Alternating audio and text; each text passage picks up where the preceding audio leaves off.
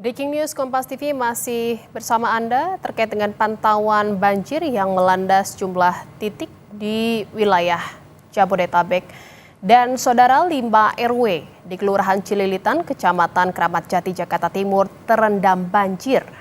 Banjir disebabkan luapan Kali Ciliwung hingga di permukiman warga. Tingginya debit air Ciliwung sejak Selasa dini hari, saudara, meluap ke permukiman warga dengan ketinggian hingga mencapai 3 meter. Hampir 3.000 jiwa di 5 RW Kelurahan Cililitan terdampak banjir akibat meluapnya air Kali Ciliwung. 5 lokasi pengungsian disediakan bagi warga terdampak banjir di kawasan Cililitan, Jakarta Timur.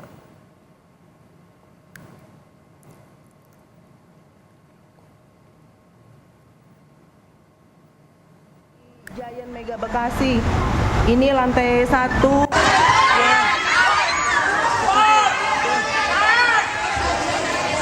Tak hanya di permukiman, saudara, banjir di Bekasi juga merendam pusat perbelanjaan Mega Mall Bekasi, Jawa Barat. Air masuk secara tiba-tiba ke area mall membuat pengunjung panik berlarian hingga menaiki eskalator untuk mencari lokasi yang aman dari banjir. Airnya ini udah masuk semua, lantai paling bawah tuh. Saudara, Wakil Gubernur Jakarta Rano Karno meninjau lokasi banjir dan warga yang terdampak di Jalan Kamboja, Lebak Bulus, Cilandak, Jakarta Selatan. Banjir di lokasi ini terjadi akibat luapan air dari grogol yang hanya berjarak beberapa meter dari rumah warga. Selain meninjau lokasi banjir, Wagub Jakarta Rano Karno juga menyalurkan bantuan kepada para korban yang terdampak banjir. Dalam kesempatan ini, Rano Karno menyebut Pemprov Jakarta mendapat dana proyek strategis nasional untuk menanggulangi banjir.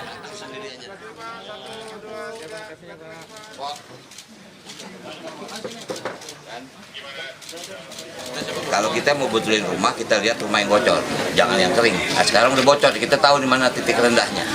Nah, kami bersyukur kemarin dalam rakor bahwa pemerintah pusat memberikan PSN untuk pengendalian banjir, program strategis nasional. Jadi Jakarta mendapat anggaran cukup besar lagi untuk pengendalian banjir.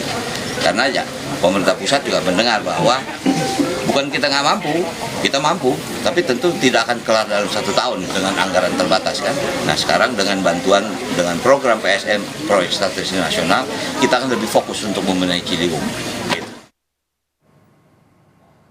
Sementara itu, saudara, Gubernur Jawa Barat Deddy Mulyadi pada Selasa pagi meninjau banjir di Desa Karangligar, Karawang, Jawa Barat. Dalam kunjungannya, Deddy berjanji akan membuat rumah panggung untuk warga Desa Karangligar. Luapan Sungai Citarum dan Sungai Cibeet kerap merendam permukiman warga Desa Karangligar, Kecamatan Teluk Jambe Barat, Karawang setiap musim hujan, saudara. Deddy meninjau ke salah satu titik banjir di Dusun Kampek dan menemui para pengungsi korban banjir. Kepada warga korban banjir, Deddy Mulyadi memberikan solusi agar dan akan membuat rumah panggung setinggi 2,5 meter di tahun ini.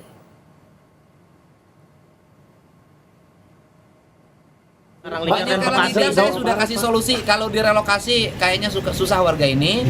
Solusinya adalah saya akan bangunkan rumah dengan tinggi dari lantainya 2,5 meter. Jadi rumahnya rumah kolong di atasnya boleh tembok, boleh bambu, boleh kayu. Nanti kita siapin desain arsitekturnya sehingga ketika pun banjir mereka sudah bisa menyesuaikan diri ya. Dan warganya setuju, tadi saya sudah nanya. Berikutnya yang mudah-mudahan Kementerian PU segera membangun bendungan Cibeet dan bendungan Cibeet untuk mengurangi banjir di Karawang. Dan saudara, kita akan pantau dan kita akan tanyakan bagaimana update terkini situasi banjir di Bekasi, Jawa Barat. Kita telah tersambung dengan Kapolsek Bekasi Selatan, ada Kompol Deddy Herdian yang sudah bergabung di Breaking News Kompas TV. Selamat siang, Pak Kapolsek. Selamat siang, Pak Kapolsek Bekasi Selatan, Kompol Deddy Herdian.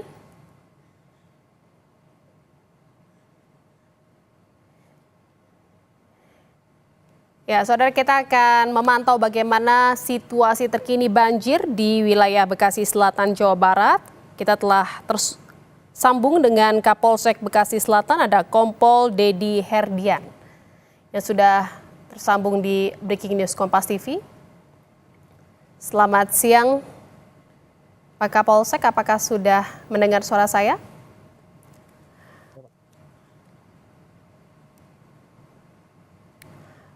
Baik, saya akan coba sapa lagi untuk Kapolsek Bekasi Selatan, Kompol Dedi Herdian. Selamat siang, Pak Kapolsek.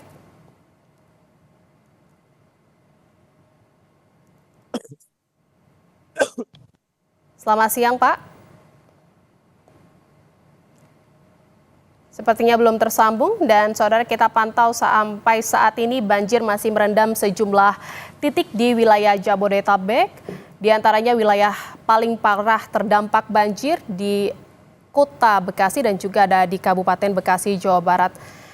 Dan saudara, Kepala BMKG Dwi Korita Karnawati menyatakan banjir yang melanda Jabodetabek disebabkan oleh curah hujan ekstrim di wilayah Bogor, Jawa Barat, di mana BMKG memprediksi kondisi ini terjadi hingga sepekan ke depan. Kalau kami melihat dari distribusi awan-awan hujannya, itu memang karena hujannya ekstrim, namun untuk wilayah, karena sebetulnya intensitas hujan semakin ke arah Jakarta, ya ke arah Jakarta itu intensitasnya melemah, begitu. Jadi yang tinggi itu di arah puncak ya, sekitar puncak itu. Kemudian ke Jakarta itu menengah. Tinggi itu intensitasnya 300 mm. Tinggi itu bisa katakanlah lebih dari meter ya. Nah, semakin menengah itu semakin turun itu ke arah Jakarta. Nah, jadi dari Jakarta itu bisa juga, yang di Jakarta itu bisa juga mendapatkan kiriman dari atas. Selain di Jakarta sendiri juga ada hujan, namun tidak selebat yang ada di puncak, yang di Bogor ke atas. Seperti itu. Bu, intensitas curah hujan yang tadi Ibu katakan masuk kategori ekstrim ini di Jabodetabek terutama ya Bu, ya akan terjadi sampai kapan Bu prediksi BMKG? Di Jabodetabek kami memprediksi sebetulnya sepekan ke depan masih dimungkinkan terjadi. Bahkan kalau kita lihat dalam skala 10 harian, kalau ini kita kan ngomongnya harian nih, bicaranya harian. Tapi kalau kita melihat jauh ke depan sampai 10 hari kedua di bulan Maret, kecenderungannya itu meningkat. Jadi ini 10 hari pertama sudah tinggi ya, tinggi atau sangat lebat ya, sangat lebat sampai ekstrim. 10 hari kedua ada tren peningkatan juga. Namun tentunya diawali dengan melemah dulu ya, nggak langsung meningkat terus, tidak. Tapi biasanya setelah ini, hari ini ya sampai 190 ya, mungkin beberapa hari lagi itu katakanlah 2 hari kemudian ini semakin melemah ya. Namun nanti menjelang tanggal 11 atau sekitar tanggal 11 mulai menguat kembali, 11 Maret. Jadi masih bisa dikatakan fluktuatif begitu ya Bu Dwi Korita ya? Betul sekali, fluktuatif. Jadi ada puncak, melemah, lalu menaik, meningkat lagi, puncak, melemah lagi. Seperti itu fenomenanya, dan dapat terjadi fenomena fluktuatif itu sampai akhir Maret. Dan saudara, kita akan coba sapa lagi Kapolsek Bekasi Selatan, Kompol Dedi Herdian yang saat ini sudah tersambung bersama kami di Breaking News Kompas TV. Selamat siang, Pak Kapolsek. Selamat siang dengan Ya, Kompas Pak. TV. Terima kasih atas waktunya. Pak Kapolsek, bisa dijelaskan saat ini wilayah mana saja yang masih terendam banjir dan berapa banyak warga yang terdampak akibat banjir tersebut? Baik, perlu kami sampaikan kami berada di wilayah Bekasi Selatan, yaitu tepatnya di Mall Mega Bekasi Hypermall, di mana salah satu yang terdampak daripada banjir tersebut. Dari hasil pemantauan kami, pengecekan kami yang ada di lokasi, kami mengecek bahwa benar di mal ini telah terjadi banjir, di mana banjir mulai datang itu sekitar jam 10 siang pagi. Banjir sekitar pukul 10 pagi tadi melanda wilayah atau Mall Mega Bekasi, Jawa Barat. Ini bagaimana saat ini kondisinya, Pak? Apakah memang genangan banjir masih tinggi?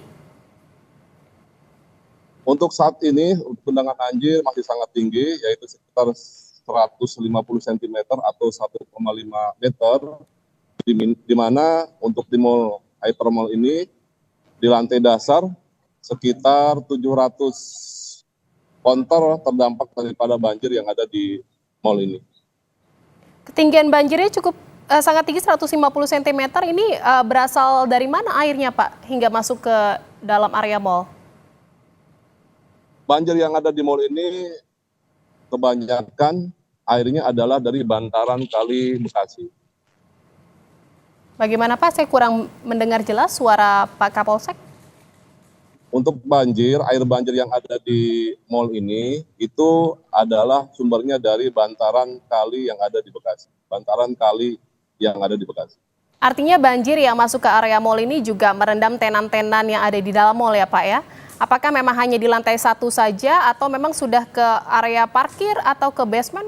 Atau bagaimana, Pak? Bisa dijelaskan banjirnya merendam area mana saja di dalam Mall Mega Bekasi ini?